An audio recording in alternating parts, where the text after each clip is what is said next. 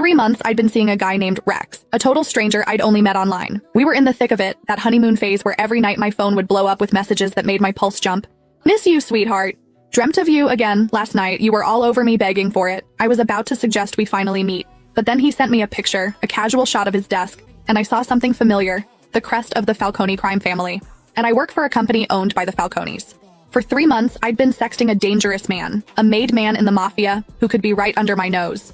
And just when I was trying to figure out who he was, I saw them. The custom black onyx cufflinks I'd picked out for Rex on my boss Marco's wrists. What are you up to? My thumbs flew across the screen. I hit send. I stared at the chat, waiting for the man I knew only as Rex to reply. This had been my ritual for the past 3 months. I'd added him on a whim. We hit it off instantly, falling hard and fast until things got intense. My phone vibrated. It was a picture, a side shot of his computer desk.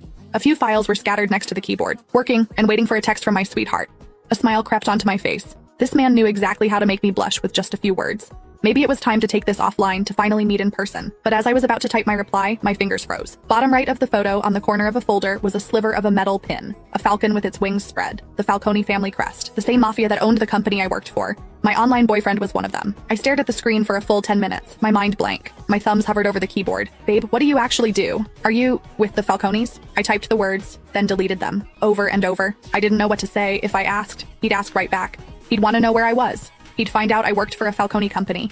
He would come looking for me, and then what? What the hell would I do then? When I didn't reply right away, Rex's texts started coming in, one after another. Baby, you there? Busy? Send me a pic, like you do, your hand, or anything. Dreamt of you again last night. You were all over me begging for it. His words were getting dirtier, bolder. But this time my cheeks weren't just hot with a blush. They were burning with a cold dread. For 3 months, I thought I was talking to some normal businessman. A guy who was exciting and new, but safe. I might work for the mob, but I never, ever wanted to be with a mobster. That was a death wish. And to think I'd been trading my deepest fantasies and whispering my secrets to a made man. My phone buzzed again, a voice call. I couldn't answer. He'd hear the panic in my voice.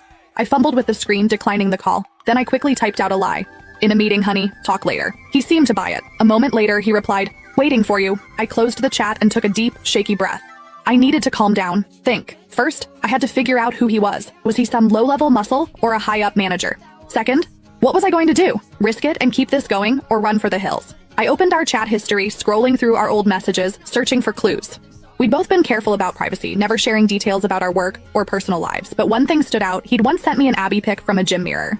His stomach was perfectly defined, and just below his left ribs there was a black tattoo. It looked like some ancient cryptic symbol, all sharp lines and mystery. It was the only identifying feature I had.